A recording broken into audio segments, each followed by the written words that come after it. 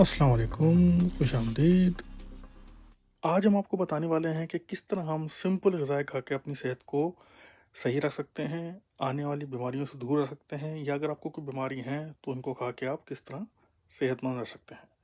तो बड़ी ही सिंपल अपनी रोज़मर्रा की ज़िंदगी में हम इनको यूज़ करें और सेहतयाब रहें। तो आइए चलते हैं। भाई फिर भूल गए ना, देखें, सब्सक्राइब करें प्लीज़, थैंक यू। तो हमारा मोटो है आज, दवा नहीं ग़िज़ा खाएं। तो आइए चलते हैं, देखते हैं। अगर आपको खांसी है तो दूध में हल्दी मिला कर लें।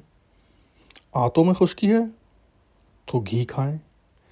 जिगर में गर्मी महसूस होती है तो दही खाएं। दमा है आपको तो आप दरिया की मछली खाएं। दिमाग तेज़ करना है तो शहद के साथ बादाम खाएं। गले में खराश हो तो नमक के गरारे करें। मसोड़ों में दर्द हो तो उंगली से नमक मल लें। अगर जिस्म में ताकत चाहिए तो मिश्री की डलियाँ चूसें। अगर दिल में गर्मी का एहसास हो तो मुरब्बा आंवला और पाइनएप्पल यानी अनानास खाएं। अगर आपको सर्दी ज़्यादा लगती है तो अंडे की जर्दी खाएं। जिगर को तरोताज़ा रखने के लिए पपीता खाएं, क्योंकि जिगर सही तो सब कुछ सही। अगर खून की कमी हो तो गाजर, चने और शलजम खाएं।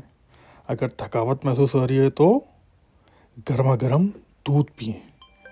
तो ये क्विक रन डाउन था कि हम किस तरीके से एक सिंपल ग़िज़ाएँ खा के हम अपने आप को सेहतमंद और तरोताज़ा रख सकते हैं। तो प्लीज़ अपना ख्याल रखिएगा और हमारे चैनल का भी ख्याल रखिएगा। Thank you very much. अल्लाह हाफ़िज़।